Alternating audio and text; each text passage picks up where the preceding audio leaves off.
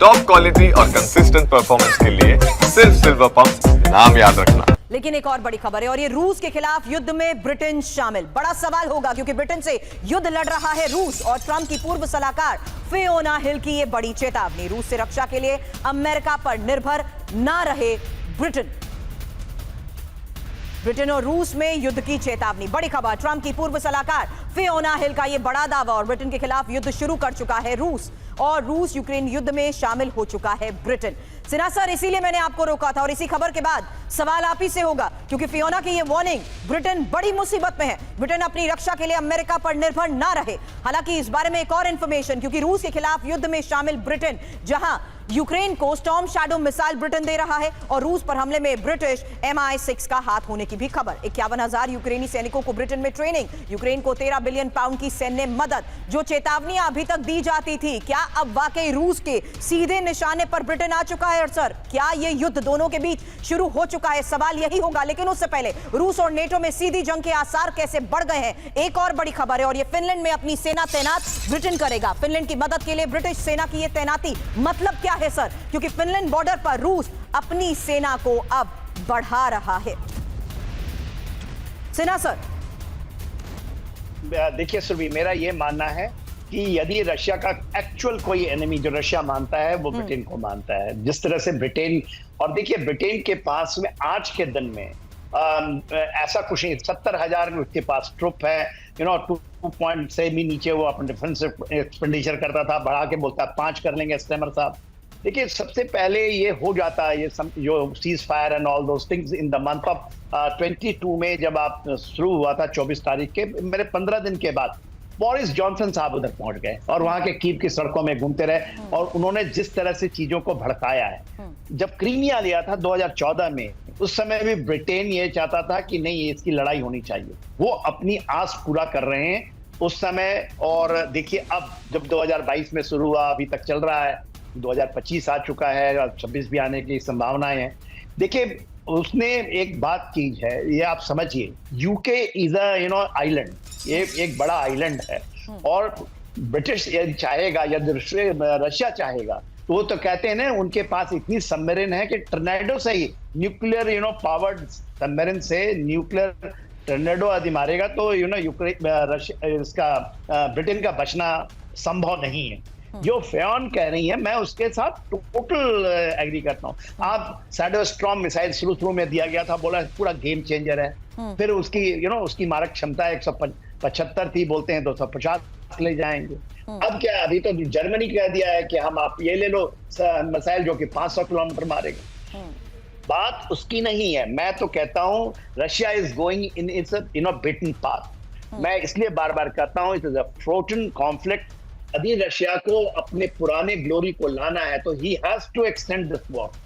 ये 15 दिन 20 दिन की कल पर जो चाहे डोनाल्ड ट्रंप आए चले जाएं, हम आपसे ये सवाल करते हैं कि किस हद तक एक्सटेंड होगा और कौन कौन इसके दायरे में आ सकता है। ब्रिटेन के साथ क्या ये सीधे युद्ध की शुरुआत हो चुकी है? और साथ ही नेटो देशों की जब हम बात करते हैं तो एक और बड़ी खबर बता दूं, नेटो देश स्वीडन में हाइब्रिड वॉर से हड़कंप, जहां स्वीडन में संचार टावर्स में तोड़फोड़ से दहशत और नेटो ऑपरेशन बाधित करने का प्रयास। रूसी एजेंट्स पर तोड़फोड़ की आशंका। अमेरिकी मैगजीन न्यूज वीक का ये बड़ा दावा है क्या?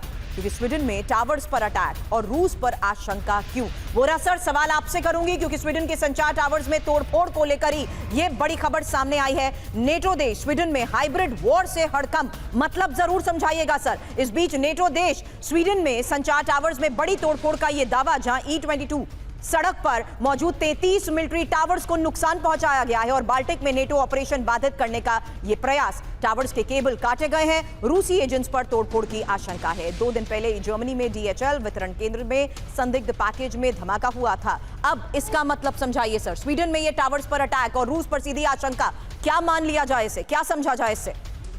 स्वीडन तो अभी हाल ही में, अभी कुछ महीने पहले ही नेटो के अंदर गया था फिनलैंड के साथ। उसका कॉमन बॉर्डर है रूस के साथ और सदियों से, जब से सोवियत संघ का समय था तो आदान प्रदान होता रहता था। इनफैक्ट वहां पे वीजा की भी जरूरत नहीं पड़ती थी सोवियत सिटीजन को, क्रॉस करते थे, उधर से लोग आते थे, छुट्टी मनाने जाते थे, ये होता था वो होता, बहुत सी चीजें चलती थी आपस में। तो वहां पे रशियन स्पीकिंग प्रेजेंस काफी है, खासतौर बॉर्डर एरियाज में। और अगर रूस ने इनका प्रयोग किया है तो वह शाबाश रूस, आपने अपने जो लोग वहां बैठे हुए हैं उनको ये बता दिया, उनसे उन्होंने जो कुछ किया है ये आप मैसेज दे रहे हैं कि भले नेटो में घुस जाओ, भले तुम 51st स्टेट बन जाओ अमेरिका का, जो आप मेरे इतने करीब हैं, जब मैं चाहूं आपको ठोक सकता हूं। ये मैसेज बहुत तगड़ा उसने फिनलैंड और स्वीडन को दिया है। ज्यादा उछलने की कोशिश मत करो, ये तो मैं छोटा सा एग्जांपल दे रहा हूं कि मैं क्या कर सकता हूं आपके देश में। अगर बड़ा एग्जांपल चाहते हो वो भी मैं दे दूंगा। उसके पास बहुत से लोग हैं वहां पे रशियन स्पीकिंग, रशियन ओरिजिन के, जो तबाही मचा सकते हैं रूस के समर्थन के साथ। बड़ी बात। सर, अगला सवाल मैं आपसे करूंगी इस बहुत बड़ी खबर पर, जहां रूसी सिक्योरिटी सर्विस की रिपोर्ट में एक चौंकाने वाला दावा किया गया है। रूस की जासूसी चीन कर रहा है, रूस की सुरक्षा के लिए चीन खतरा। रूसी सिक्योरिटी सर्विस की रिपोर्ट में यह दावा, जहां रूसी जासूसों की भर्ती कर रहा है चीन और रूसी इलाकों पर चीन की नजर है। एफएसबी की यह रिपोर्ट है। दीपक वोरा सर, आपसे ही वापस आकर इसको लेकर सवाल करूंगी और उसके बाद सिन्हा सर आपके पास। फिलहाल ये दावा सुनिए, रूस का दुश्मन चीन, चीन लगातार रूस की जासूसी कर रहा है, रिपोर्ट में यह दावा, और रूस में जासूसों की भर्ती भी कर रहा है चीन। रूस के सैन्य टेक्निक हासिल चीन करना चाहता है। रूसी वैज्ञानिकों से जानकारी हासिल करने की यह कोशिश मानी जा रही है। इसमें इंपॉर्टेंट है, आर्कटिक में रूस पर खुफिया जासूसी चीन कर रहा है। अब सर, एफएसबी की ये रिपोर्ट और इसमें बड़ा दावा, क्या वाकई चीन से बड़ा खतरा है ये? अब ये आप मुझसे पूछ रहे हैं? बिल्कुल वोरा साहब, क्योंकि रूसी इलाके पर कब्जे की प्लानिंग कर रहा है चीन, रिपोर्ट में यह दावा किया जा रहा है। अब मैं आपको just give me a minute ma'am. 10 साल पहले एक इंटरनेट फिल्म आई थी, रशिया बिट्रेड, और वो फिल्म बहुत सेंसेशनल हो गई थी। उसमें ये कहा गया था कि जो चाइना है, जिसकी आबादी रूस से 12 गुना ज्यादा है, और जो सोचता है कि रूस एक डाइंग पावर है, एक मर रहा है ये देश, मैं उसको हड़प करना चाहता हूं। तो ये जो फिल्म थी रशिया बिट्रेड, किस तरह से रूस का जो फार ईस्ट है, जो चीन के साथ लगता है, हल्के हल्के हल्के वो उस पे खाने की कोशिश कर रहा है। वही तंबू और अरब का तंबू और उसके ऊंट की बात है कि पहले ऊंट अपने पैर अंदर डालता है, फिर बॉडी डालता है, फिर अरब को बाहर निकाल देता है। China has total, I want to use the right word, मैं ढूंढने की कोशिश कर रहा हूँ। China has contempt for Russia। ये मर रहा है, इसके पास कुछ नहीं है। और रूसी आज से 15 साल तक पहले कहते जा रहे हैं ये चीन तो बेकार का है, कुछ भी नहीं है इसके पास, गरीब देश है, नंगे भूखे हैं, इनके पास क्या है। अब ये जो दोनों के बीच में दोस्ती हुई है मैम, इसको मैं कहूंगा marriage of inconvenience, marriage of convenience नहीं,